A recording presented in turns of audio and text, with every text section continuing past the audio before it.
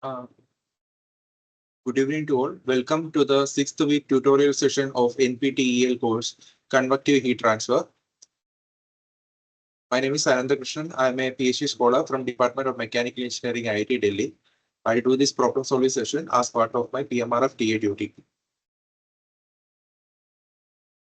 So in this week, we will see a few numerical type question and theoretical derivations based on the last segment of force convection and starting of external natural convection. This is based on week 6 lectures.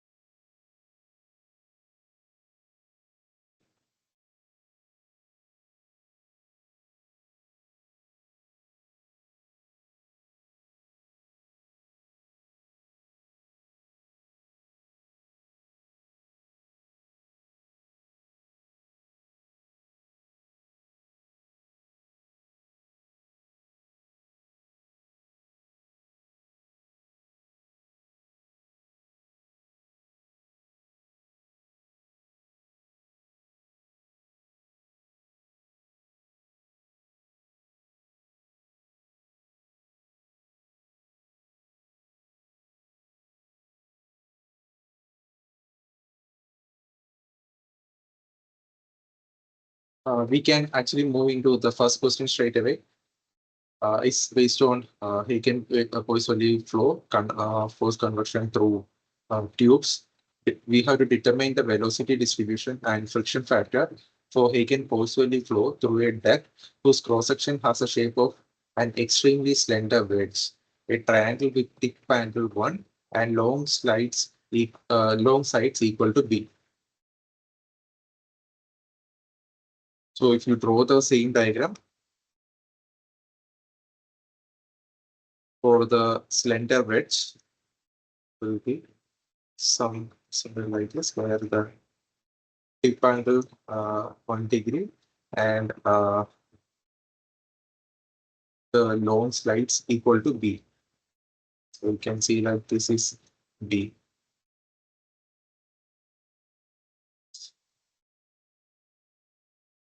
So this is Z direction, and this is X direction.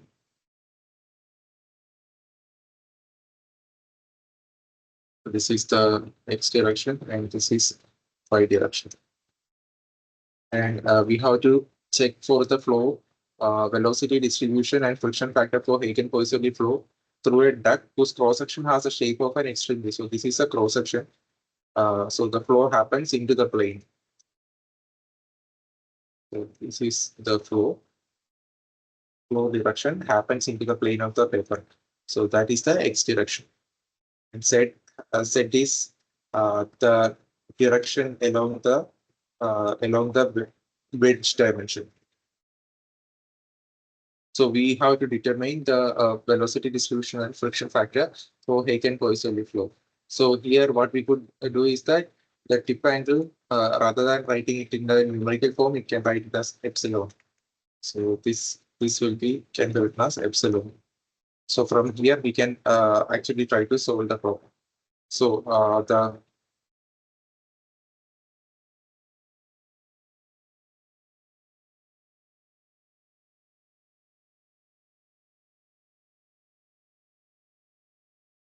in this case there are three dimensions. So Z will be the vertical dimension, Y will be the dimension along the wedge, and X will be the flow direction.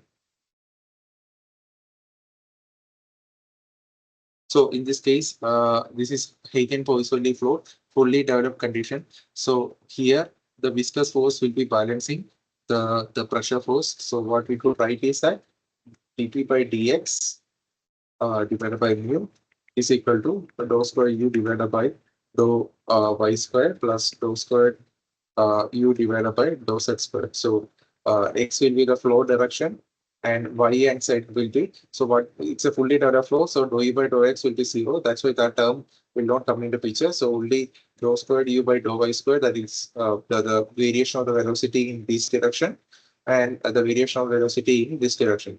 So in this problem, it is mentioned that the long side, so b is very much greater than that of what this is what b is very much greater than that of epsilon degree into y.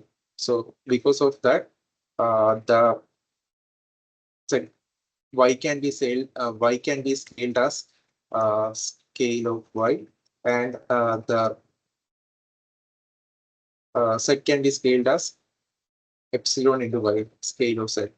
So since b is very much greater than that of epsilon y, so the dou square u by dou y squared will be very much less compared to dou square u divided by dou z squared. So this can be scaled as e epsilon times b. So therefore, the equation reduces to, therefore governing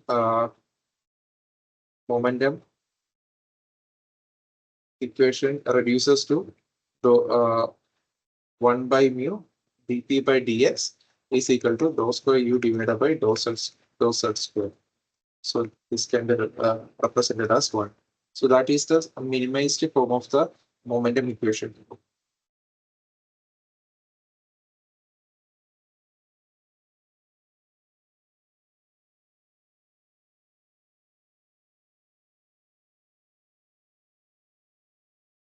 So then we can try to solve the momentum equation to get the values of the velocity distribution. And from that velocity distribution, we can find the friction factor as well.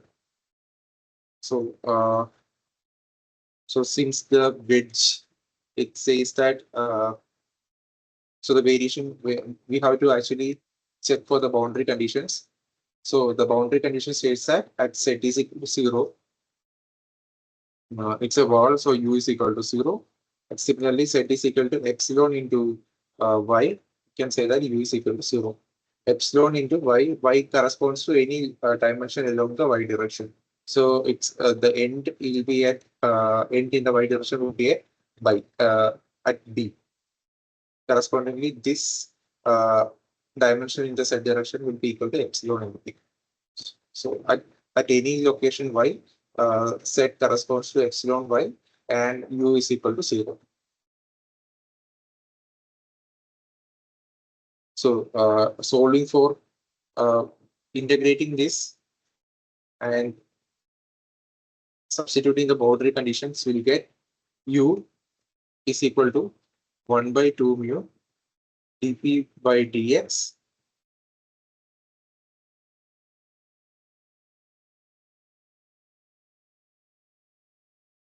dp by dx z squared by epsilon y z.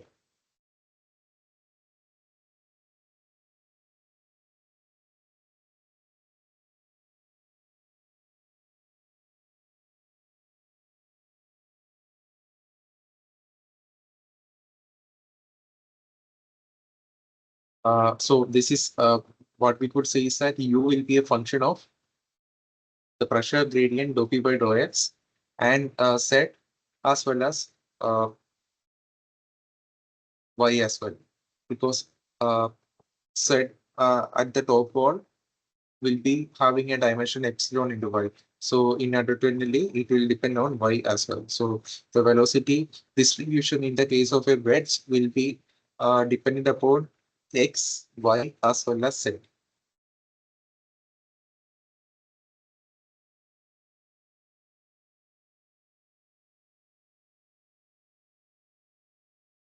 So this is the first part. Then we have to determine the friction factor. For that, we need the average velocity.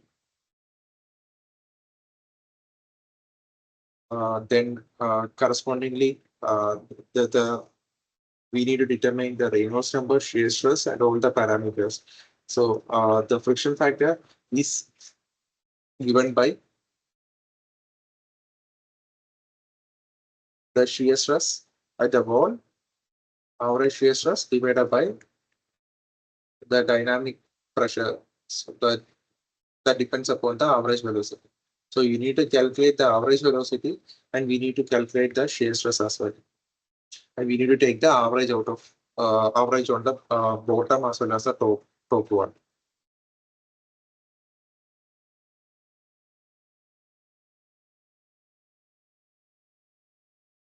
So for first of all, we determine the mean velocity.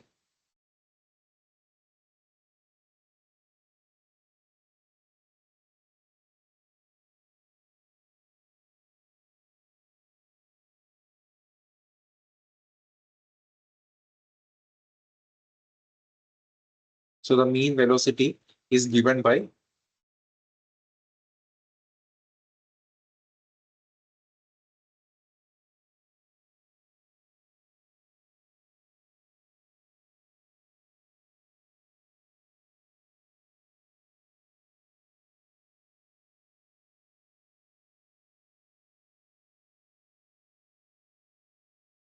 the mean velocity is given by u is equal to, we have to integrate this the velocity profile that we have got, and we need to multiply it with the density, the area, and then the density and the cross-sectional area uh, for each of the small control volume that we take to integrate the and to get the overall mass flow rate. And then we divided it by the cross-sectional area to get the mean velocity. So basically, what we equate is if you take a pipe and take a small element, we calculate the flow rate through the small element, and we try to integrate it from the center to the outside, and we get the overall mass flow rate, and we divide it by the cross-sectional area and the density, you get the mean velocity. For the similar kind of uh, expression we'll get for the bridge as well, but that it will be slightly more complicated. So that's the only difference. So what we do is that we integrate the velocity profile and over a from starting from the boundaries and ending at the other boundaries. So for example, in this case, it's a wedge.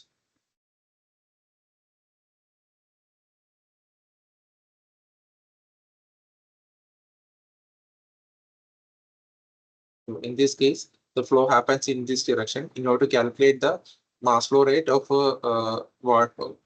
mass flow rate through this cross section, you have to actually integrate the velocity. So you have the velocity profile, and then you have to integrate it uh,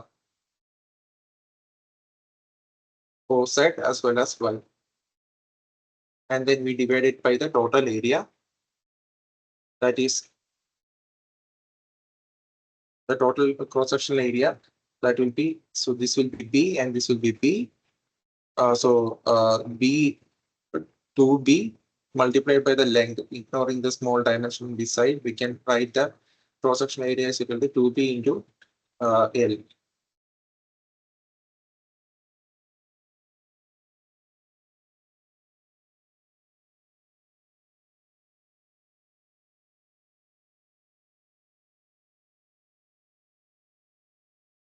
I beg your pardon, it's 2B into I beg your pardon, it is 2B into this dimension. Um, so this is B and this is B, and this is B into epsilon. So B into epsilon. So the set dimension varies from this is the set dimension, this is a x dimension, and this is y dimension. So set varies from 0 to 0 to epsilon y, and y varies from uh, 0 to b.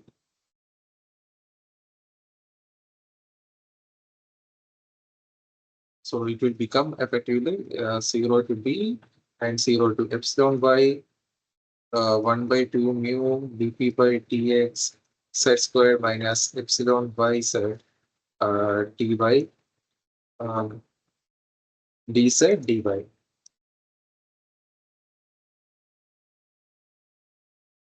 divided by 2b into epsilon b.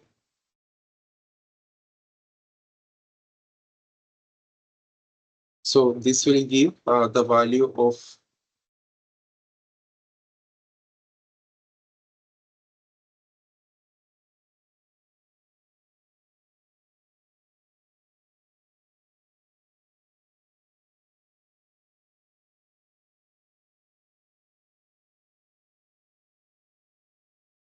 beg your pardon, there was a small correction. So the cross-sectional area, I made a mistake. So it's a triangular shaped cross-sectional area. So it will be half into this quantity. So multiplied by 2, it should be divided by 2. So it's a triangular cross-sectional area. So it will be, can write it as half into uh, width into height. So here width is equal to b and height is equal to epsilon b. So it will be epsilon b into b divided by 2. Solving this, we get the value.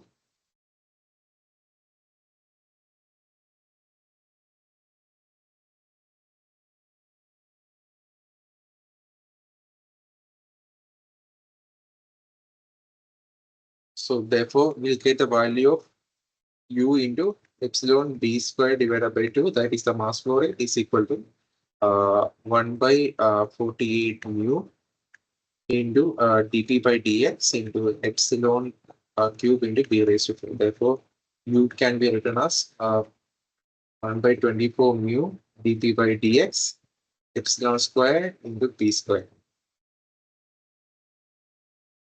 That will be the average velocity, average or mean velocity. Similarly, we have to determine the average shear stress. Then what we could write is that the force balance shear stress. So basically, for a control volume in the case of a circular deck, if you take a control volume like this, the shear stress that is happening, that is uh, affecting the control volume on the top and the bottom side of the annular region will be balanced by the the pressure drop, the force related to the pressure drop. So if you take a control volume, it will be always stable. So in that case, the force acting, external force acting on the net external force acting on the body should be equal to 0. So the net external force are the shear stress, force due to shear stress, as well as the pressure forces.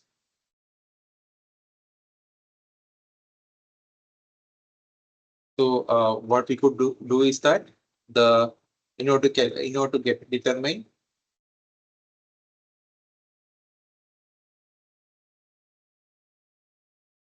the wall averaged the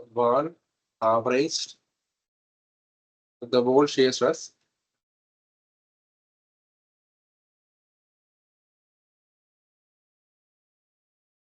based on the perimeter. This is because it's a wedge, and the other dimension in the x direction will be L. So the total shear stress will be given as to average into area, surface area, that is this will be B and this will be B. So the total surface area will be equal to 2B into, this is very small compared to, this is 1 degree nearby that. So that's why the total shear stress will be 2B into the total force due to shear stress will be 2B into L. So that will be a combination of the shear stress on the bottom wall as well as the top wall. So for bottom wall, it will be 0 to B into shear stress on the bottom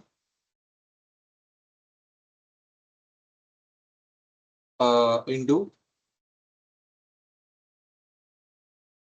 dy, this is the y direction, dy into L plus 0 to b t tau dy into L. The shear stress on the bottom wall will be given by mu into, this is the vertical dimension is the z direction.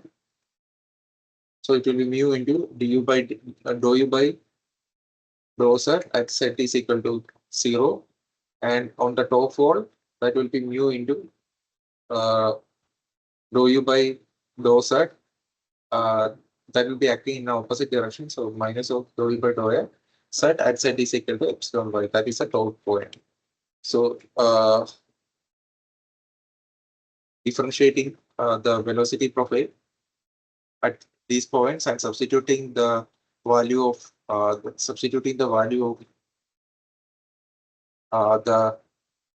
the set corresponding point at the corresponding point, we can obtain the value of the shear stress at the top and the bottom wall at every location y. Then we have to integrate it to get the average shear stress. So the velocity profile dou u by dou y, we have to dou u by dou z, we have to differentiate with respect to z. So this u we have to differentiate with respect to z. So the first term there will be the first term there will be 2z, and second term there will be epsilon y, and we substitute for z is equal to 0, only epsilon y remains. And in the case of a second, for z is equal to epsilon y, so it will be epsilon squared y squared minus, we had to differentiate. So it will be 2 epsilon y minus epsilon y. So epsilon y remains. So effectively, the shear stress at the bottom with respect to y will be equal to minus of half into dp by dx into epsilon y, and shear stress at the top will be minus of half dp by dx into epsilon y. Therefore, the result will be tau average shear stress will be equal to minus of 1 by 4 dp by dx into epsilon d. So that is the average shear stress that is obtained after integrating, substituting this and integrating with respect to y. Therefore, the friction factor becomes F is equal to shear stress divided by half into rho u squared. Substituting the values, shear stress will be equal to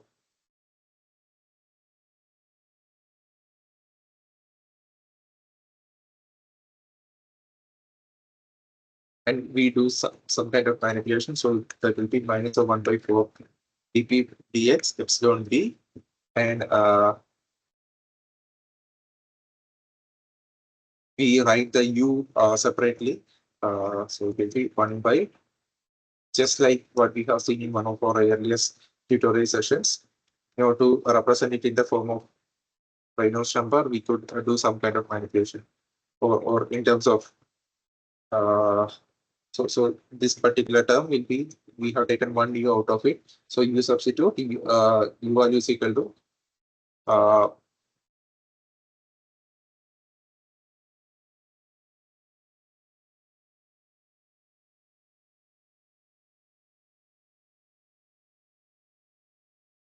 1 by 24 mu dp by dx into epsilon squared b squared plus 1 by 24 mu dp by dx epsilon squared b squared. So this will be equal to 12 mu divided by rho will be equal to mu average velocity into epsilon b. So here in this case, we know the friction factor. So if you have to represent in the form of a hydraulic diameter and the Reynolds number, this in the normal case, for the flow through the flow through tubes, circular tube, it will be F into Reynolds number is equal to 64. So we can represent the friction factor in the form of that form. So if we can find F into Re, then that will be a constant, and corresponding to the wedge-shaped flow, we can attain a constant similar to that of the circular cross section. So we do some kind of manipulations, and we have to. So in order to calculate the Reynolds number, you need the hydraulic diameter. So the hydraulic diameter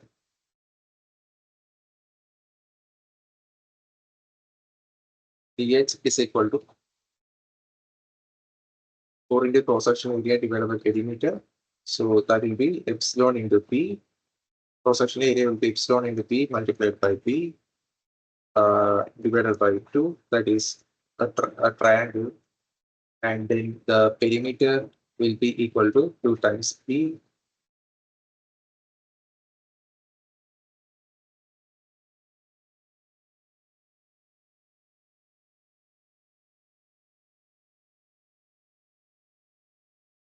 So ignoring the small value epsilon B compared to the other.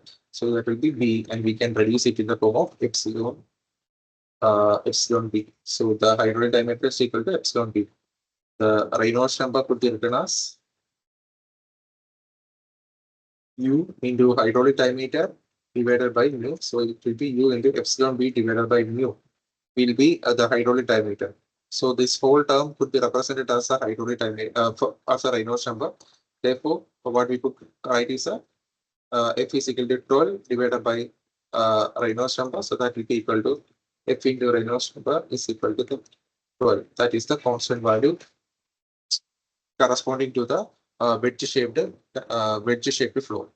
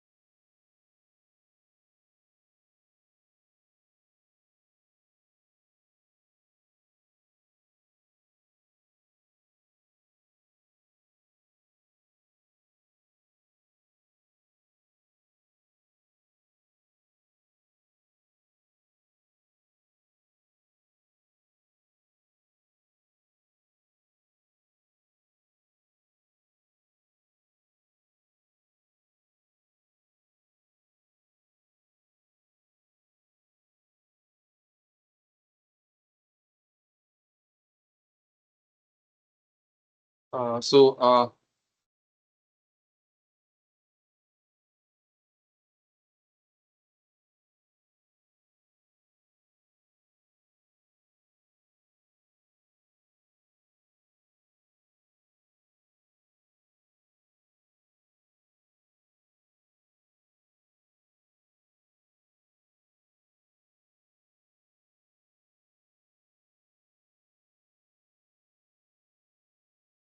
So in this case, so this is a flow similar to that of the analysis is similar to that of the circular cross section, but the thing is that here the flow will be through a slender wedge whose this particular dimension, the angle will be very small.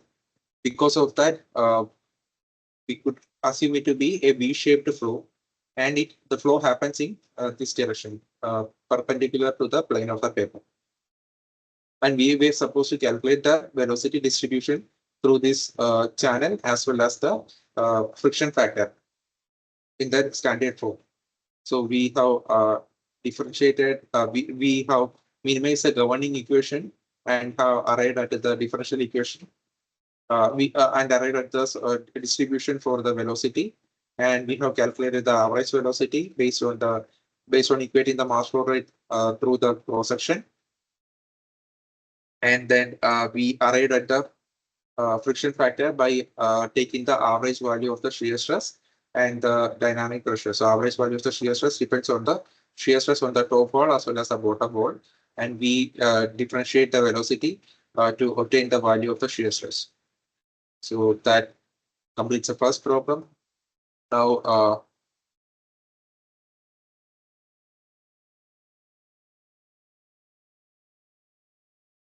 we can move into the second problem. So this is for a flow over vertical plate, and this is an external convection related problem.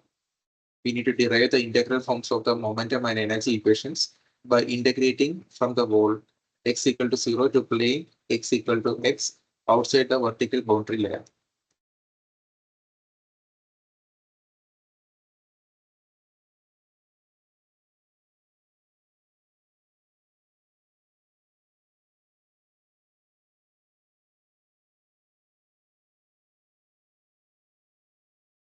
Look into the problem and try to solve, and also try within a couple of minutes.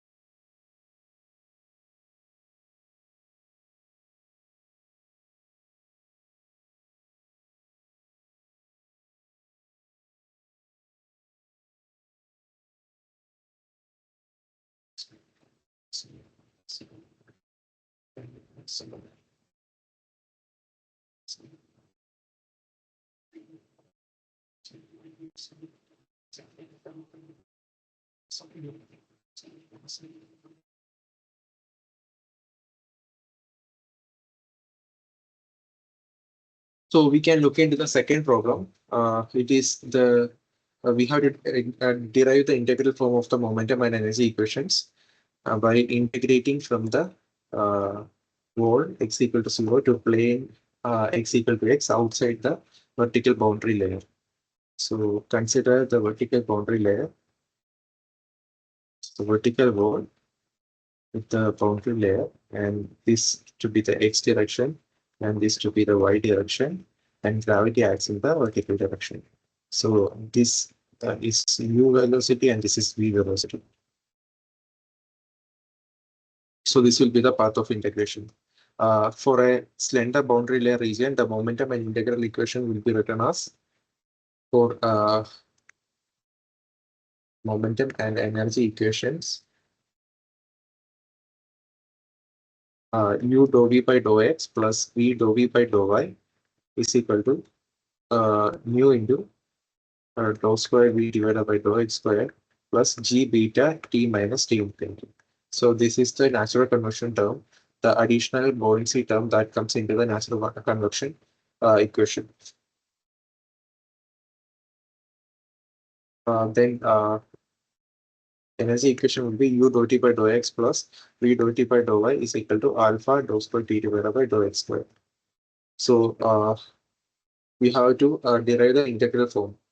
So working on the energy equation, I beg your pardon.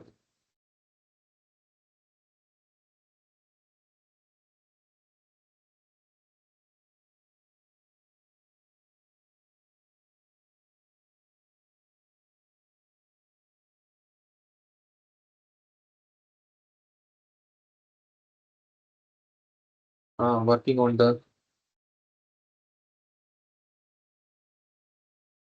uh, in momentum equation.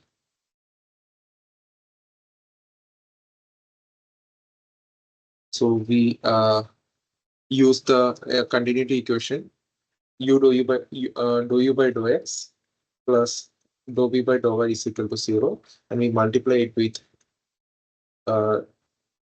we multiply it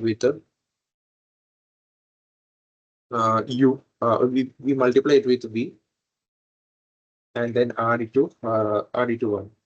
So 3 plus 1 will give, so it will be v dou u by dou x. So u dou v by dou v by dou x plus v dou u by dou x will become dou u v divided by dou x, and this will become the second term will be 2 v squared dou v by dou x, 2 v squared dou v by dou x, that is, I beg your pardon, 2 v dou v by dou x, that will be the derivation of derivative of dou v squared divided by dou y equal to nu into dou squared v divided by dou x squared, the same right hand side term of the momentum equation. So this will become the modified form. Now we integrate it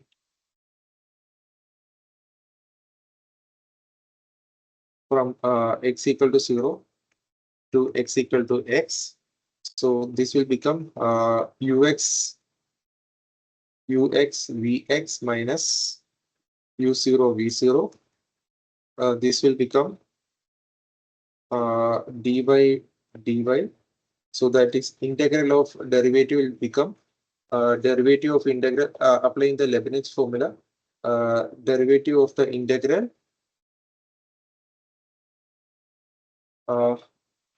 plus the upper limit minus the lower limit. So the substituting the upper limit minus lower limit. So the value of the velocity v at x equal to 0 will be equal to 0, and v at x equal to x will also be equal to 0, because there is no at the boundary layer there is no flow in the uh, there is no flow in the y direction.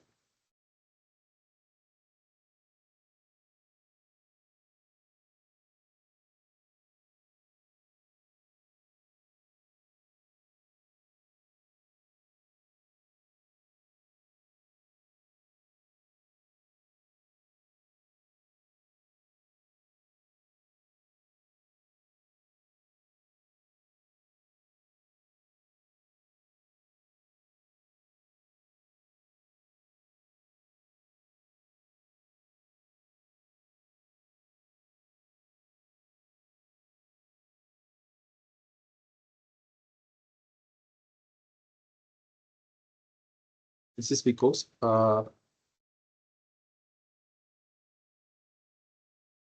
value of the boundary layer, because the very much away from the vertical wall, the fluid will be stationary. Therefore, the velocity will be equal to 0 at that particular point. And that so and substituting v at x, that will be equal to 0. This particular term will be equal to 0. This will get cancelled out. Similarly, this particular term and this particular term, due to no slip condition, that will be equal to 0. And the constant term will not be there after the integration. That's why we could write it straight away, the derivative of the integral. So Leibniz theorem, Leibniz theorem for the second term.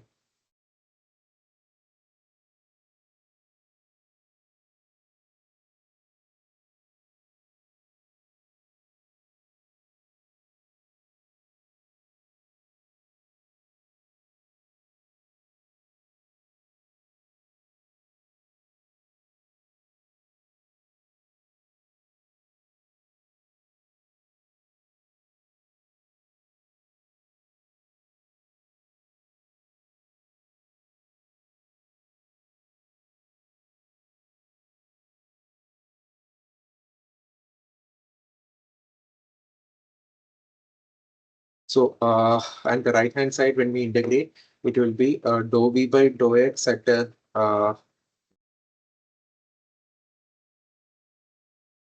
nu dou v by dou x at x minus nu dou v by dou x at 0 plus g beta 0 to x t minus t infinity dx. So here dou v by dou x at x equal to 0, that is nearby the wall, and away from the wall the velocity, as we move away from the wall, the gradient will be equal to 0. The nearby the far away from the wall, so it will be the the actual velocity will be equal to 0, and its gradient will also come to 0 far away from the wall. So that's why this will become equal to 0.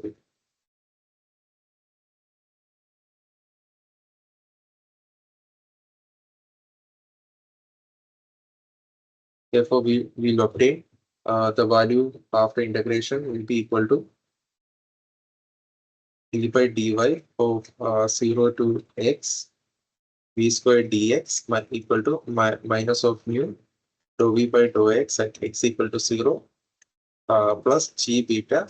This is additional component for the natural conversion g beta delta g beta del x g beta x t minus t infinity into dx. So this is the integral form for the momentum equation.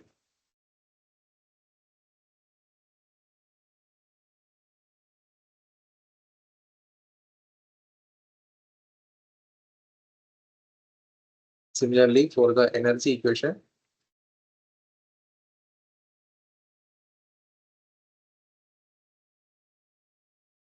we can write dou by dou x ut plus dou by dou y vt equal to alpha dou square t divided by dou x square. Just like the previous case, uh,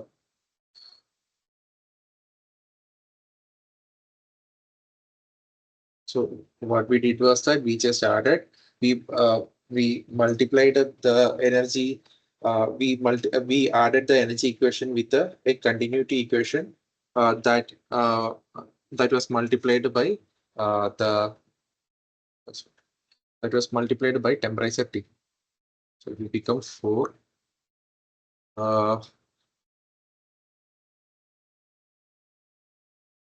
So 4. 5 can be u dou u by dou x plus dou v by dou y equal to 0 multiplied by t, that can be 5. It will be t into dou u by dou x plus t into dou v by dou y, and we add it with the base form of continuity, the energy equation. So that is u dou t by dou x plus v dou t by dou y is equal to alpha dou square t divided by dou x square, that is 6. So add 5 plus 6. So we get so it will be t into dou u by dou x plus u into dou t by dou x. That can be represented as by multiplication rule dou by dou x of ut. Similarly, on the y side, dou by dou y of ut equal to alpha into dou square t divided by dou x square. So then integrating it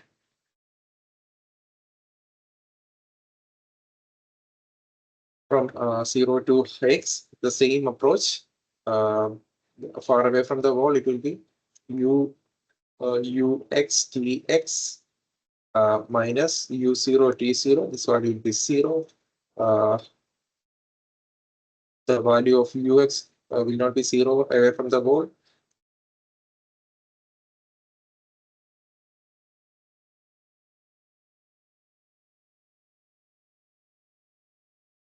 So the second term will be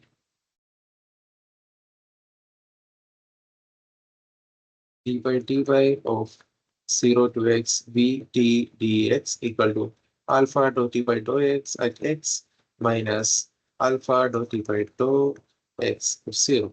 So away from the wall, the temperature change will be 0. So dou T by dou X will be equal to 0. That will not be there. And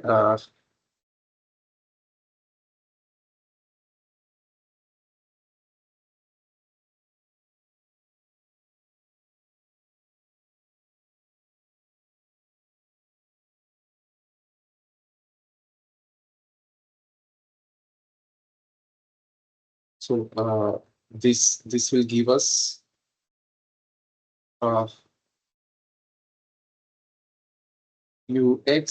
dx plus d by dy of 0 to x vt dx equal to alpha dou t by dou x at x equal to c, that will be equal to 0. That will be equal to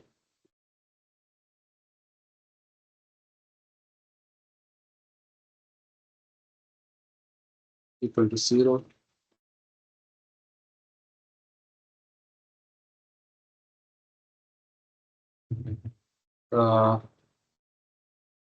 Minus alpha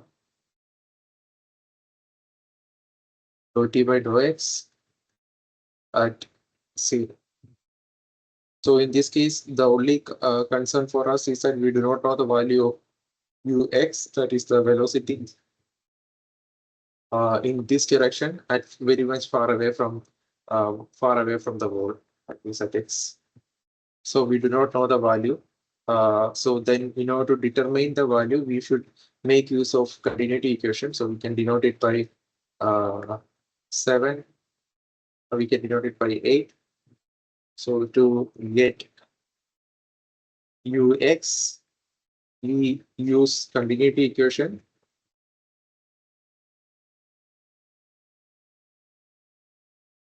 Dou u by dou x plus dou v by dou y is equal to 0. And then integrate it from 0 to x. So we'll get dou u by dou x should be integrated as ux minus u0. This is equal to 0. Nearby the wall plus dou v by dou y. Integrating it from 0 to x by applying the same Leibniz theorem, it will be the integral of derivative will become derivative of integral 0 to x v dx. Then upper, so v is the integrand. So it varies from 0 to x, and far away from the wall it will be 0, which is a free stream. There is no free stream mass actually in the case of the external free convection, and close to the wall it will be no strip and it will be 0. So that's why the additional two terms will be 0, and we can write the derivative of the integral of derivative as derivative of integral equal to 0. From this, we get ux is equal to minus of d by dy of 0 to x v dx. We substitute that in equation number 8. So 9 in 8, we'll get dx far away from the wall. We can write it as t infinity and substitute this value of the ux.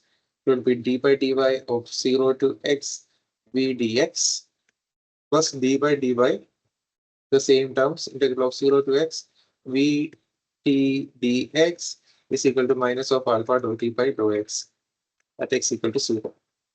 So that will be the uh, uh, consolidated form, but we can actually do some kind of manipulation in this as well. Infinity is a constant and we can take it inside. So then the left hand side can be simplified to get to put everything in the form of integrand. So it can be 0 to x vt minus vt infinity could be written as, and taking the minus on the from the right to the left, we can write it as vt minus t infinity dx is equal to alpha dou t by dou x at x equal to 0. So that is the simplified and the most convenient form of writing the energy equation.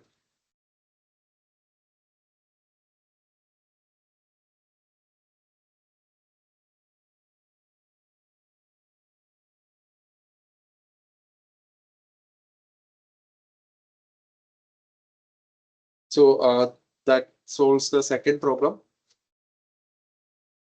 where we have to derive the integral form of the momentum and energy equations for a vertical heated wall. Now we can look into the third problem. It's a numerical problem and try to solve it, and I'll also try to attend within a couple of minutes.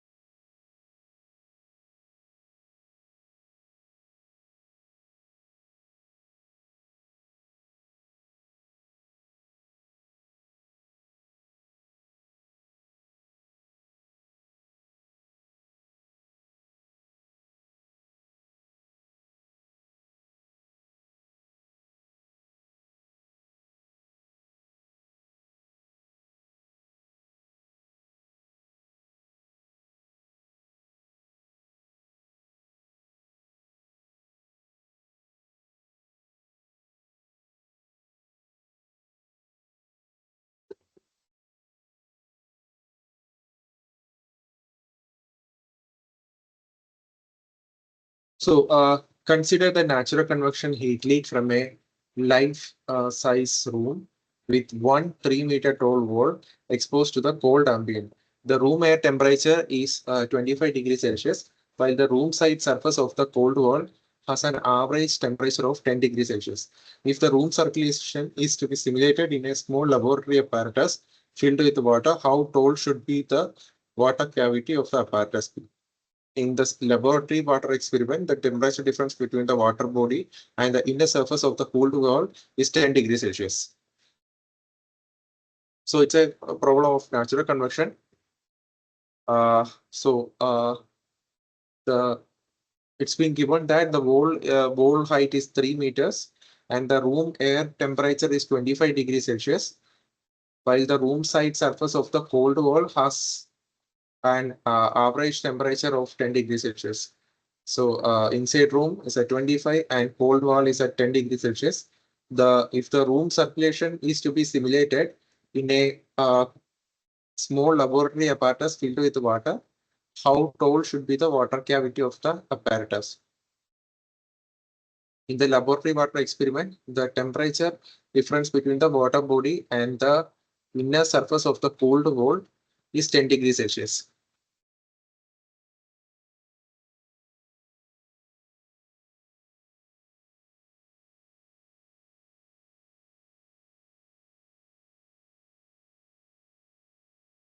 Since air and water both have Prandtl numbers of the order of 1, the Nusselt number for room heat leak depends only on the Rayleigh number based on wall height.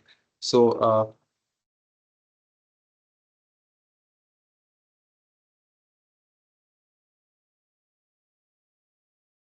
for calculating the Nusselt number, both Rayleigh number and Prandtl number come into picture. Uh,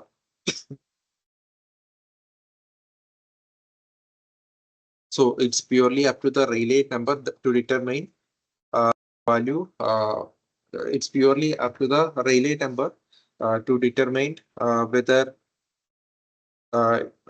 it's purely since both are having the same Prandtl number and the Nusselt number for room heat leak only depends on the Rayleigh number.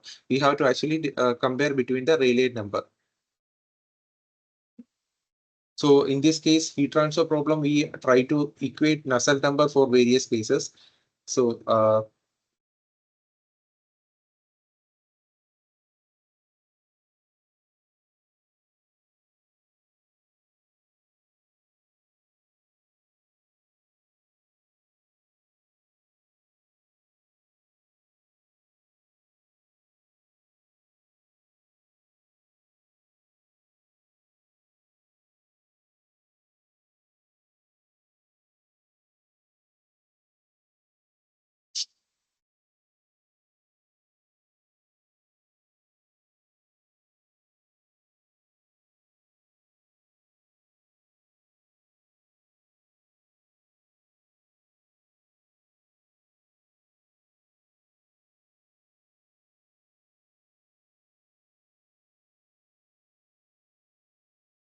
the Nusselt number is actually a function of Rayleigh number and Prandtl number. Since Prandtl number for air and water are of the order of 1. So basically, it is the Rayleigh number that can be equated.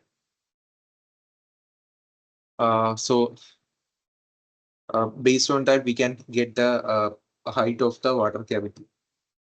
So by the Rayleigh number is a number, it's a dimensionless number that is equivalent to Reynolds number that we see in forced convection, free convection. In order to verify whether the flow is in laminar or turbulent, we actually compare between the values of Rayleigh number. So if it is less than 10 power 9, it say that the flow will be laminar.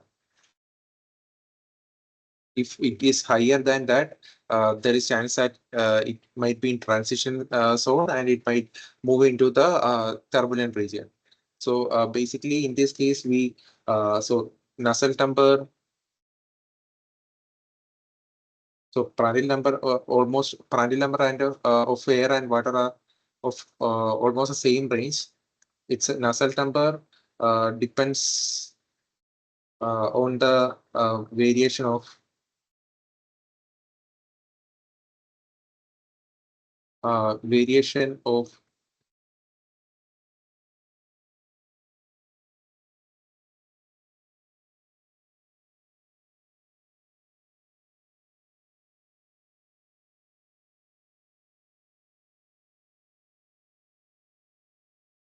it depends on the variation of Rayleigh's number only.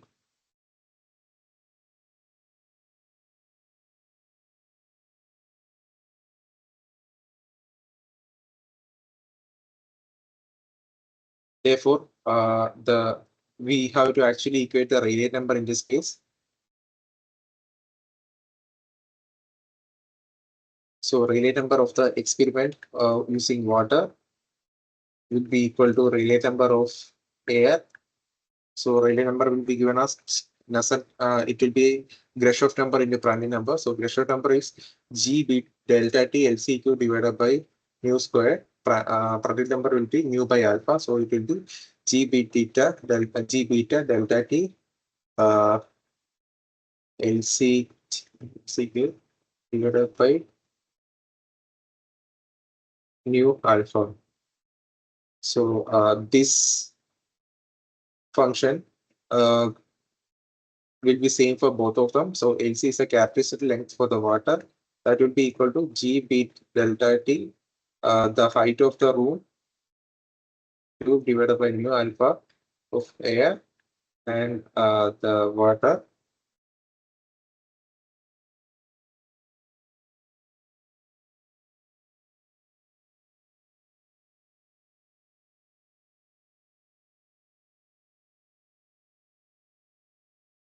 So we have to actually equate between LC and H room. So H room, we know that it is 3 meters. And we have to calculate the value of alpha mu at this particular temperature 25, average temperature of 25 and 10, that is 17.5, and then delta T minus T infinity will be equal to 15 degrees Celsius. Beta will remain equal to 1 by T for coefficient of thermal expansion, 1 by T for ideal gas. So it can be here. It will be in case of temperature will be in the will be having a unit of Kelvin, and G will remain a constant both the sides. So similarly, V alpha for water, and we need to determine the value of LC. So LC, what we could say is that the right hand side, all the values are known, and we get 4.3 into 10 power 10. So on the left hand side, so we know G beta. So from the value of the constants and the tables for water, the value of delta T, G beta divided by nu alpha will be equal to 14.45 into 10 cube divided by centimeter cube Kelvin, multiplied by delta T will be temperature difference will be 10.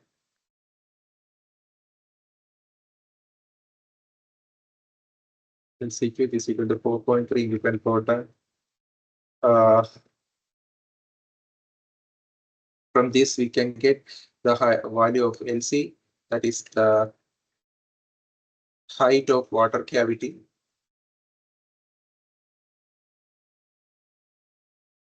equal to 66 centimeter. Basically, we are trying to compare between two cases to check whether the convection in the to check whether the convection in the case of air can be simulated using a water column. So because the value of mu and alpha between air and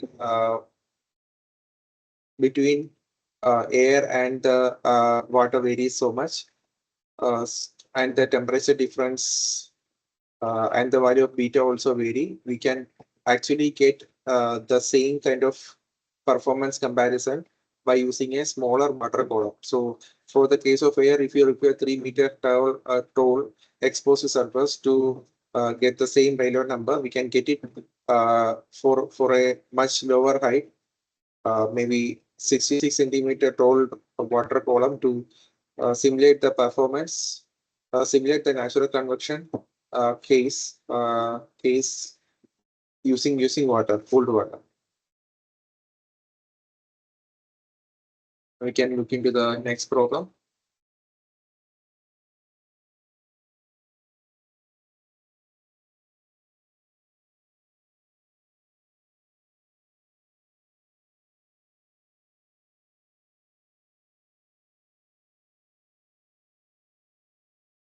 Look into the problem.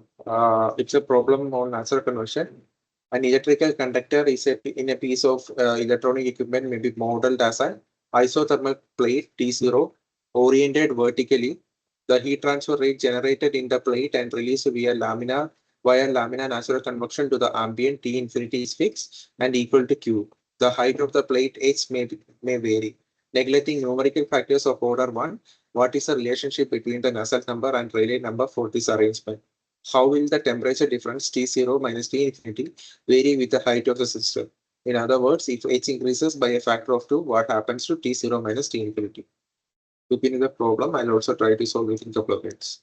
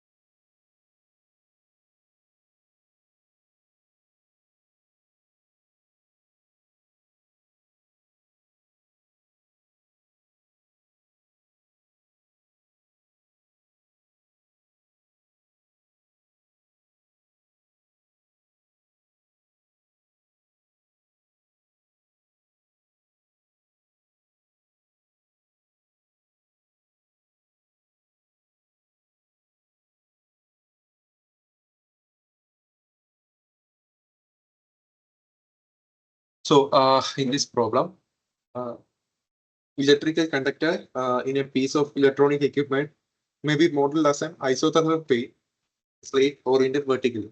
The heat transfer rate generated in the plate and released via laminar natural convection to the ambient is fixed. So it's a laminar flow, laminar convection. So in that case, Nusselt number will be directly proportional to Rayleigh number raised to 1 by 4.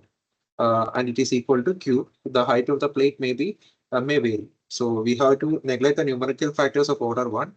What is the relationship between Nusselt number and Rayleigh number for this arrangement? It's a laminar flow.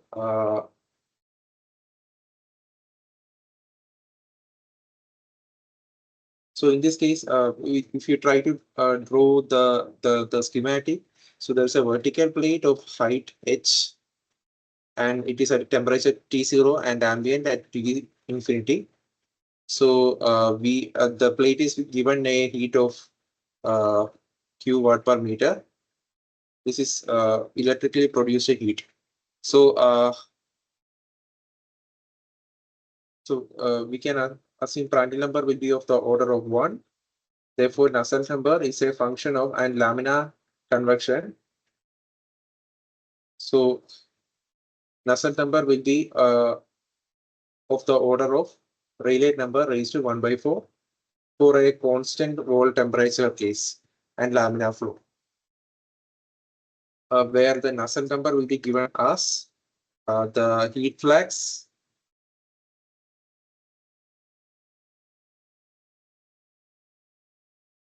the heat flux divided by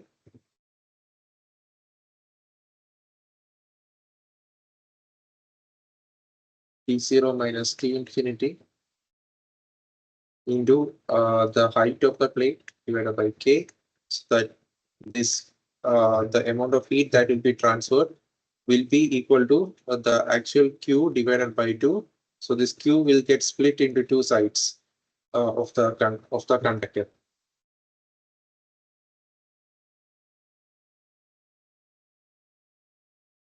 So it will be Q by 2 H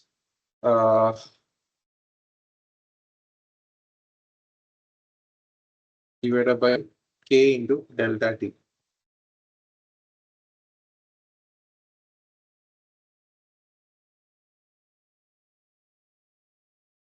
So I beg your pardon, there is no H here. The Q double dash into H, and if you assume the area to be 1, area to be H into 1.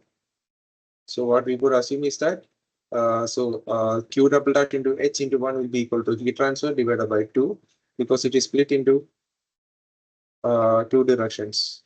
On both the sides of the plate is active, and divided by K into delta T.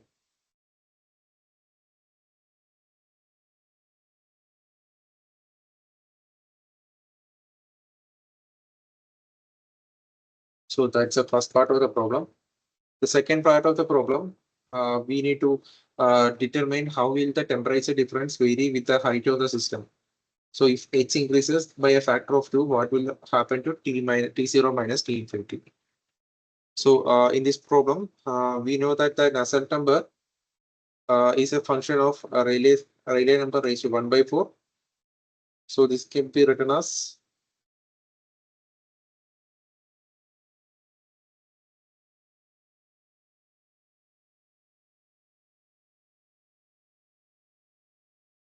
Q divided by K delta T is of the order of G beta delta, the height cube into delta T divided by alpha mu raised to 1 by 4. So from this, we can conclude that delta T raised to 5 by 4 into H raised to 3 by 4 is a constant. So in this case, Q is a constant, G is a constant, beta is a constant, alpha nu is a constant, and only H and delta T are the varying quantities. So we need to check how will the delta T vary based on H. So that means that delta T is a function of H raised to 3 by 5. So delta T will be inversely proportional to H raised to 3 by 5. So if the new height is 2 times the original height, so we can write it as delta T2 divided by delta T1 is equal to H1 by H2 the whole raised to 3 by 5. So delta T will become, the new height is 2 times the original height. So delta T will become delta T1 into 2 raised to minus 3 by 5.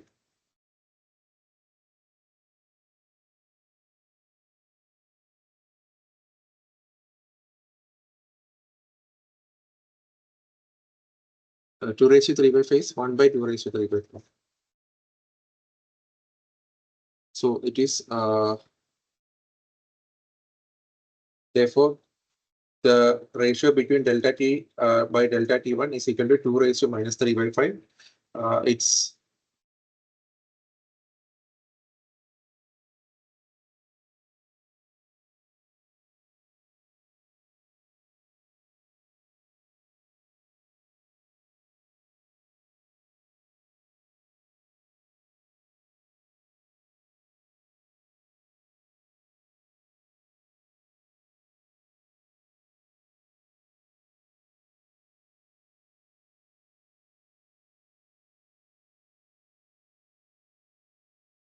so the value is equal to delta T2 divided by delta T1 is equal to 0.66. So when we increase the height by 2, the temperature difference T surface minus T ambient will become 0.66 times the original temperature difference.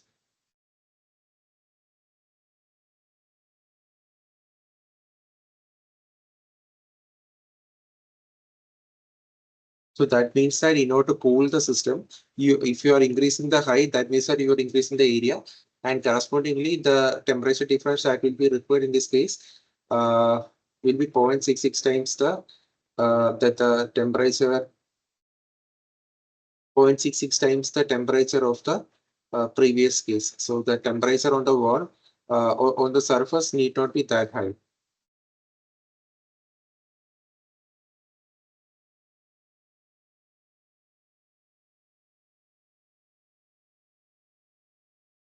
That's how we can actually reduce the temperature difference, and thereby overheating of the system can be avoided.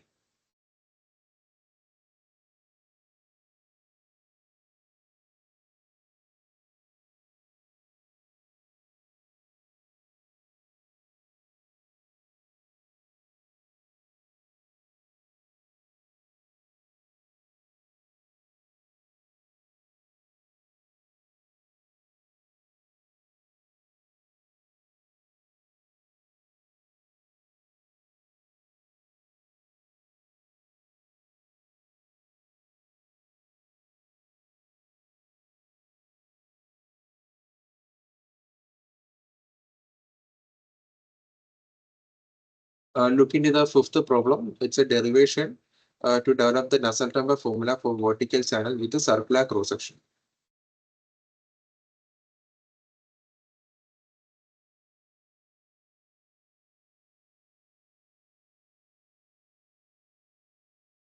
So it's a vertical cylinder, and we need to determine the Nusselt number formula for this. Try to do it. I'll also try to do within a couple of minutes.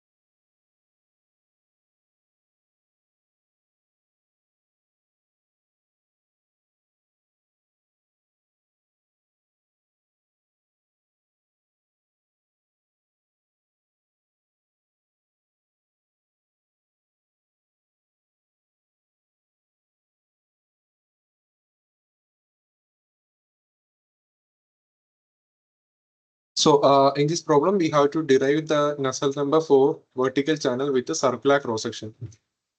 So it's a cylinder, vertical cylinder, and it will be at a temperature T0, and the cross section is A, hydraulic diameter dH is T, and density rho of the air. Then the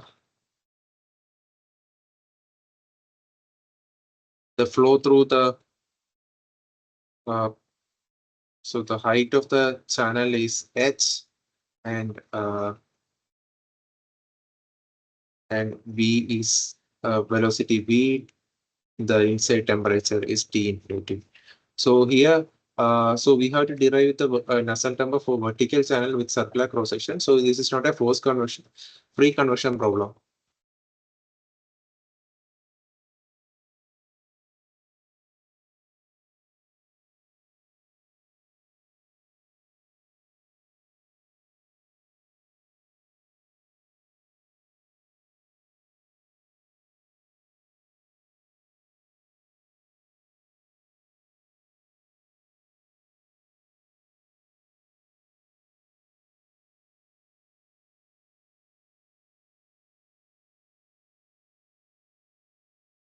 So here the heat transfer, uh, the total heat transfer rate to the steam rising through the duct is equal to, can be represented in terms of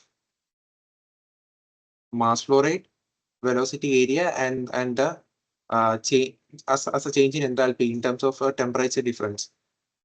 So that would be represented in terms of the heat flux that occurs from the side to the inside.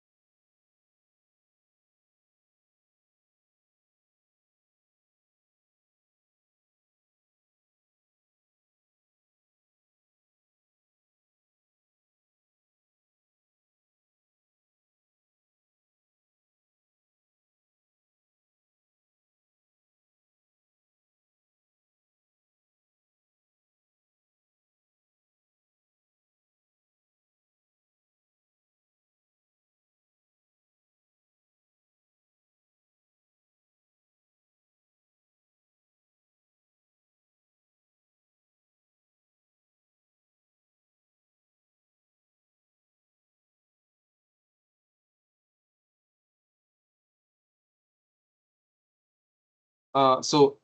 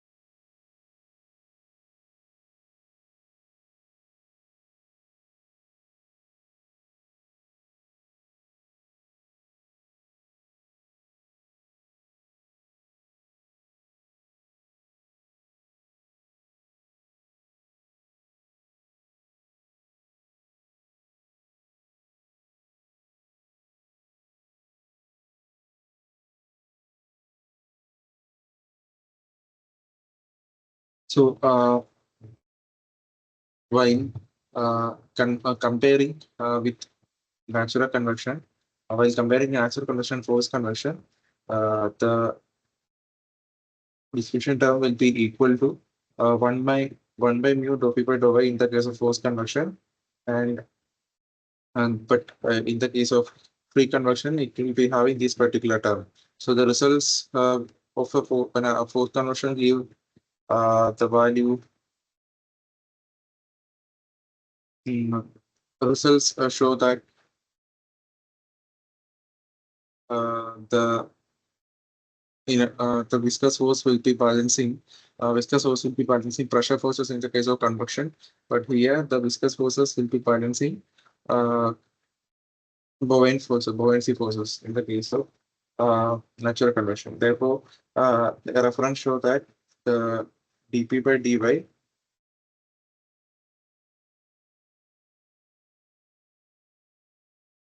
equal to minus rho g dt.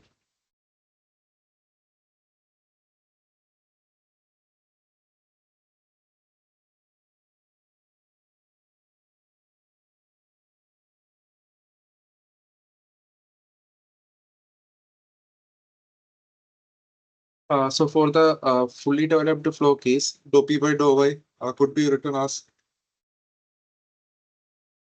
fanning friction factor into perimeter divided by area into half rho v squared.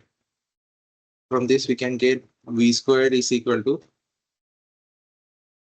if we uh, try to equate this as 1 and this as 2, we get v squared. We can right hand side can be equated. So in that case, v squared could be written as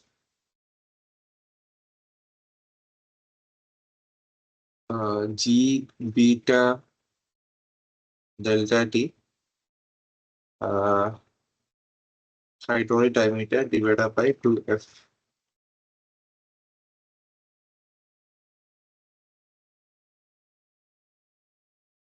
Uh, so doing some mathematical simplification, we'll get v squared is equal to g b delta delta t ds divided by 2 into fanning friction factor into Reynolds number based on the hydraulic diameter divided by nu. So hydraulic diameter in the case of circular cross section is d itself. Uh,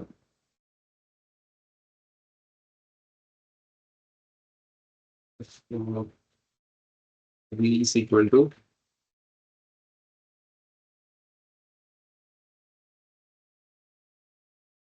cancelling. So v is equal to g p delta t dx squared divided by 2 into f re ds into mu. So in the beginning, we have seen that Nusselt number will be, so here what we assume is that delta t will be equal to delta t infinity. That is, instead of writing it as t minus t0, write it as t infinity by minus t0 or vice versa, t0 minus t infinity for calculating the delta t. So therefore, Nusselt number is equal to q double dash h divided by delta t into k. And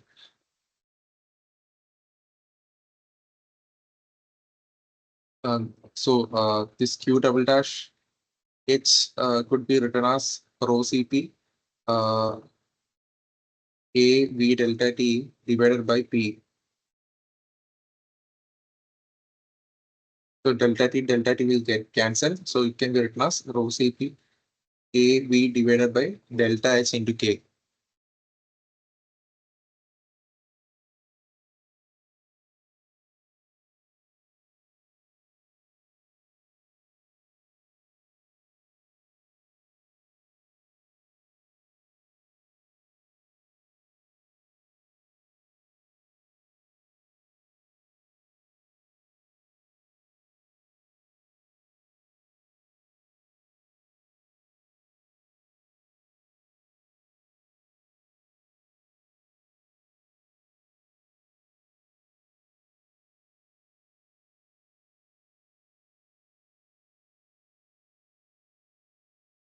So substituting the value of Q double dash into X, that will be rho Cp A V delta T divided by perimeter into K.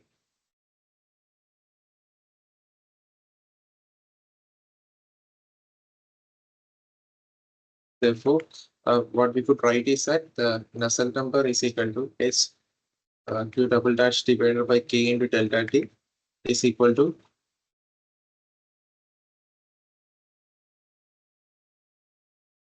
rho Cp V A divided by perimeter K into delta T, perimeter into K. So doing some rearrangement, we can write it as VA by rho Cp divided by perimeter into K.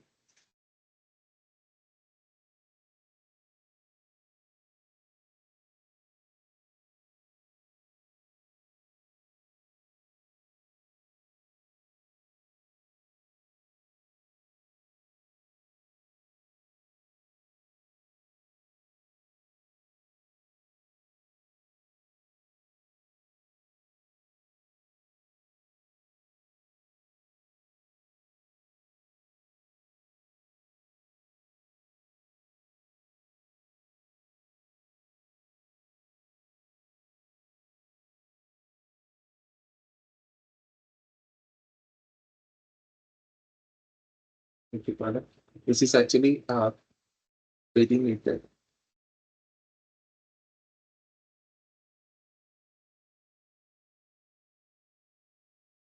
So that will be equal to K by rho Cp can be written as alpha.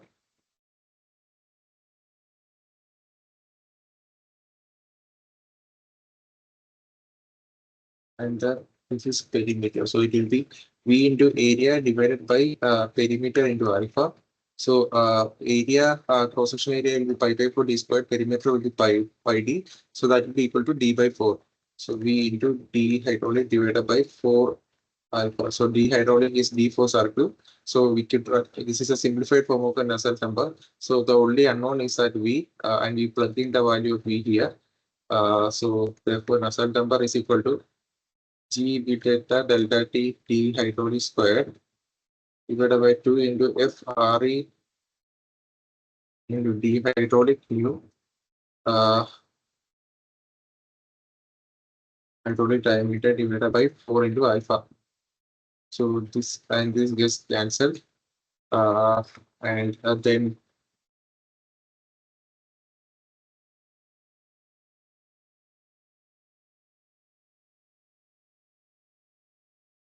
GP delta T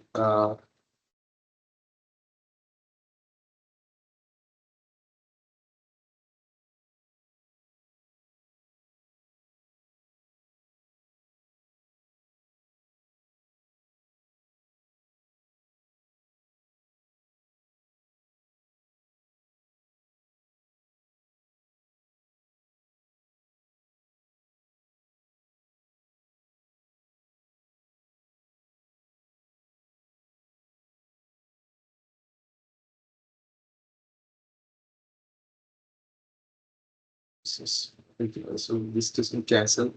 This is the in the denominator. This is a subscript. So it will be G B delta T delta D hydraulic whole cube divided by